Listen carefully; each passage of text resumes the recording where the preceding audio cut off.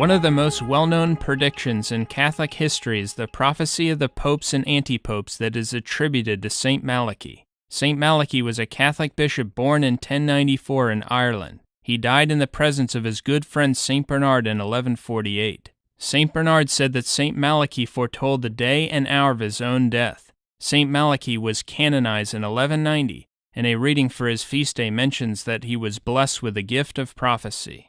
According to the 1913 Catholic Encyclopedia under the title of Prophecy, it says that St. Malachy was called to Rome in 1139 by Pope Innocent II. While in Rome, it is reported that St. Malachy experienced a vision of future claimants to the papacy till the second coming of Jesus Christ. St. Malachy wrote 112 short Latin phrases describing all these future claimants to the papacy, giving titles to both popes and anti-popes. The document was then reportedly placed in the Vatican's secret archives and wasn't discovered until 1556 by a Vatican librarian. The document was first published 39 years later in 1595 by historian Arnold de Wyon in a book called Tree of Life. De Wyon was assisted in his translation of the document by Alfonso Chacon, a well-known scholar of medieval manuscripts. Chacon was given the job of authenticating the document and making sure it wasn't a forgery. After examining the document, Chacon verified it as authentic. While God apparently showed St. Malachy the different men who in the future would claim to be the leaders of the Catholic Church, he did not necessarily reveal to St. Malachy whether these future claimants to the papacy were good or evil, and he did not reveal to him whether they were true popes or anti-popes. St. Malachy was simply shown the men who until the end of human history would present themselves to the world as the leaders of the Catholic Church. Furthermore, as humanity moved closer and closer to the end of the world, God wanted people in the last days to have some idea how close they were to the second coming of Christ. St. Malachy's descriptions of future claimants to the papacy usually include at least one or more of the following things concerning the claimant: his coat of arms, his family's coat of arms, his birth name or birthplace, or cities in which he would live during his life. St. Malachy also described major figures or events that would overshadow the reigns of some of the claimants to the papacy. As mentioned earlier, the prophecies of St. Malachy were published for the first time in 1595. There is a controversy over St. Malachy's pre-1595 predictions. Many believe that since St. Malachy's list was only publicly available for the first time in 1595, the predictions referring to pre-1595 claimants constitute no proof of authenticity. Moreover, some believe that since St. Malachy's prophecy wasn't publicly released until hundreds of years after it was reportedly first made, doubt exists about the entire prophecy. However, a good response to that objection can be found by considering a very important biblical manuscript called Codex Vaticanus. Codex Vaticanus is considered to be the oldest surviving copy of an almost complete Bible. It was originally produced in the late 4th century, but its whereabouts were uncertain for more than 1,000 years, until it was identified in the Vatican Library in the 15th century. So Codex Vaticanus, like St. Malachy's document, was discovered at the Vatican after being lost for an extremely long period of time. Yet biblical scholars generally accept Codex Vaticanus as authentic, despite its uncertain whereabouts for more than 1,000 years after its original production, a far longer period of time than St. Malachy's document was lost. Nevertheless, since there is controversy over the St. Malachy prophecies before 1595, we will not consider any examples of his predictions that concern papal claimants before 1595, but only those after 1595. St. Malachy describes Pope Innocent X as, quote, joyfulness of the cross. It is very interesting that Innocent X was finally elected Pope on the feast day of the Exaltation of the Cross, after a long and difficult conclave. St. Malachy describes Pope Pius VI as, quote, apostolic wanderer. During Pius VI's reign, he traveled to Germany to confer with Emperor Joseph II. In the last 2 years of his reign, he was forced by revolutionaries to flee Rome. After a very difficult journey over the Alps, he died in France. He was definitely a wanderer. St. Malachy describes Pope Pius VII as, quote, greedy eagle. This pope's reign was overshadowed by Napoleon, whose symbol was an eagle. Napoleon's complete reign as emperor took place during Pius VII's reign as pope. Napoleon and Pius VII were continually in conflict, Napoleon ordering that the Pope comply with his demands. After Pius VII excommunicated Napoleon, he was kidnapped and imprisoned by Napoleon's officers. Eventually, Napoleon formed an agreement with Pius VII that weighed heavily in his own favor. St. Malachi describes Pope Pius IX as, quote, cross from the cross. Pius IX was the last pope to govern the Papal States. He ended up a prisoner in the Vatican after the House of Savoy, whose coat of arms is a white cross, reunited Italy and removed Pius IX from his control of the Papal States. St. Malachi describes Pope Leo XIII as, quote, light in the sky. Pope Leo XIII's coat of arms features a comet in the sky. Bishops of the Catholic Church create a coat of arms. Pope Leo XIII was made a bishop on February 19, 1843. That means that Leo XIII created his coat of arms, which featured a comet in the sky, 35 years before he became pope in 1878. He was thus identified with a light in the sky, long before he became pope or knew that he would become pope. St. Malachi describes Pope Pius X as, quote, fire burning. Pius X's reign saw the Russian-Japanese War, the Mexican Revolution, and the First and Second Balkan Wars. It was also at the end of his reign that World War I began, which set Europe on fire. St. Malachi describes Benedict XV as, quote, religion laid waste. Benedict XV reigned during World War I and the Communist Revolution in Russia, which led to millions of Catholics being put to death. On page 328 of his 1996 book Memoirs, Mikhail Gorbachev said that the Soviet Communist state laid waste to religion by carrying out, quote, a wholesale war on religion, end quote. St. Malachi describes anti-pope John XXIII as, quote, pastor and sailor. During his reign, John XXIII would frequently wear clothing featuring a large sailboat. St. Malachi describes anti-pope Paul VI as, quote, flower of flowers. Interestingly, Paul VI happened to have 3 lily flowers on his coat of arms. St. Malachi describes anti-pope John Paul I as, quote, from the half moon. John Paul I began his reign on August 26, 1978, when the moon appeared exactly half full, so he literally began his reign from the half moon. John Paul I also comes from the Diocese of Belluno, which means, quote, beautiful moon. St. Malachi describes anti-pope John Paul II as, quote, of the solar eclipse. John Paul II was born on May 18, 1920, the day of a solar eclipse. On the day of John Paul II's funeral, April 8, 2005, there was also an eclipse of the sun. This is a striking fulfillment of St. Malachi's prophecy. On September 19, 1846, the Blessed Virgin Mary appeared to 2 little children at La Salette, France, and predicted that, quote, Rome will lose the faith and become the seat of the Antichrist. The Church will be in eclipse.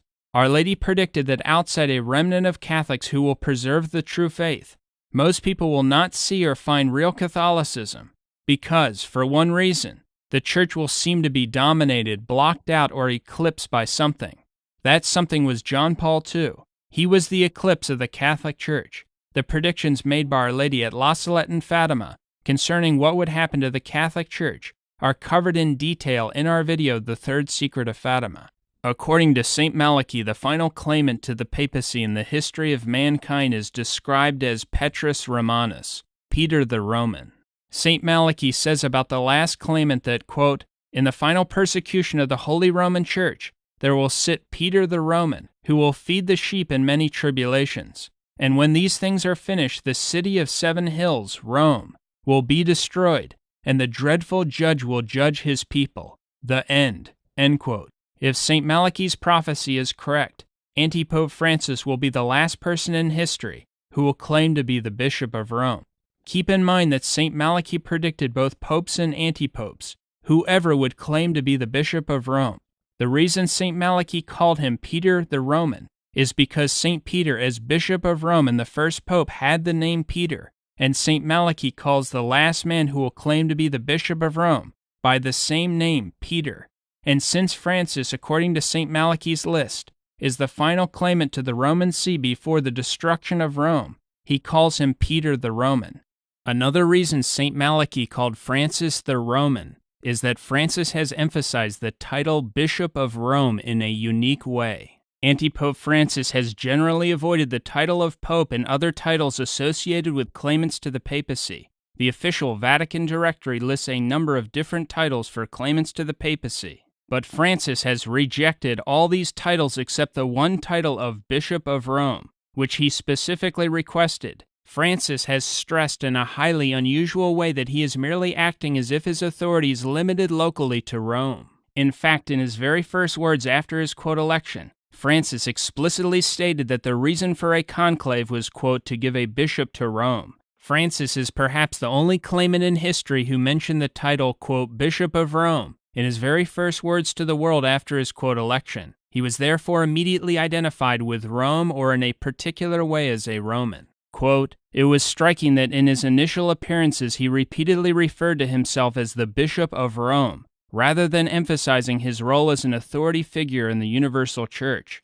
Also, Francis was the first claimant in history to sign his name in Italian rather than Latin in the Vatican's official directory. Italian is the language of modern Romans, which Francis happens to speak perfectly, whereas Latin is the language of the Church throughout the world. This is another example of Francis's emphasis on a particular local or Roman role instead of a universal one.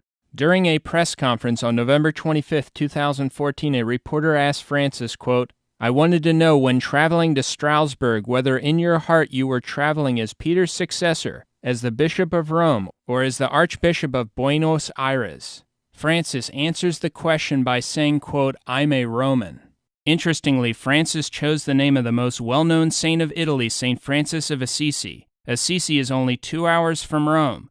During his life, St. Francis went to Rome, and St. Francis's middle name and his father's name happens to be Peter. St. Malachi also says that Peter the Roman will feed people during many tribulations. It is very interesting that while Anti-Pope Francis doesn't care if someone rejects Jesus Christ or the Catholic faith, he does claim to care about physically feeding people in need. On page 129 of his 2010 book, Conversations with Jorge Bergoglio, Francis says the only sin being committed in Argentina is failing to provide food and work for people. He says nothing about sins against God and God's faith. Conversations with Jorge Bergoglio, page 129, quote, It is a problem of sin. For 4 years, Argentina has been living a sinful existence because it has not taken responsibility for those who have no food or work. If tribulations occurred in the world in which people were without food or other necessities, Francis would probably go to extremes to feed those people, and would therefore fulfill what St. Malachi says, he will feed the sheep in many tribulations.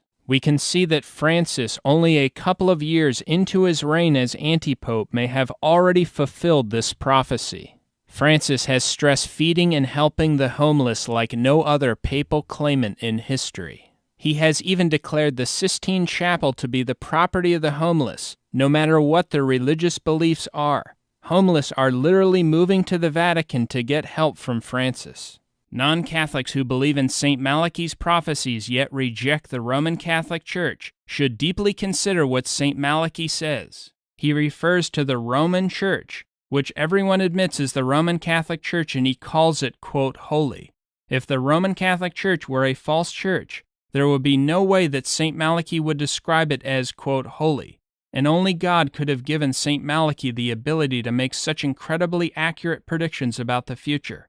God would not have given such incredible insights about future events to a believer and leader of a false religion. What is also extremely interesting is that St. Malachi describes Rome being destroyed at the end of Francis's reign. If correct, this fits perfectly with the prophecies in the Apocalypse about how Babylon, Rome, is destroyed at the end of the world. These issues are covered in much more detail in our video, Is the World About to End? This video contains stunning information about how the final claimants to the papacy fit into biblical end times prophecy. Therefore, if St. Malachi's predictions are correct, Antipope Francis will be the last claimant to the papacy in history. So if 1,000 years from now we were to look back at the complete list of popes and antipopes in history, Francis would be described as the one at the end of the world. Francis has been described in news headlines as the end of the world pope, or the man from the end of the world, because Argentina, the country he comes from, is geographically located, some would say, at the end of the world. Perhaps in a way of unknowingly fulfilling prophecy, Francis made the following striking statement in his opening words to the people after his election as antipope. That is, during his very first address to the world from the balcony of St. Peter's. Francis said the other, quote, cardinals went all the way to the end of the world to find him, and then added, quote, here we are. Voi sapete che il dovere del conclave era di dare un vescovo a Roma. You know that the duty of the conclave was to give a bishop to Rome. I fratelli cardinali sono andati a prenderlo quasi alla fine del mondo. My fellow cardinals went and found one all the way at the end of the world, but here we are.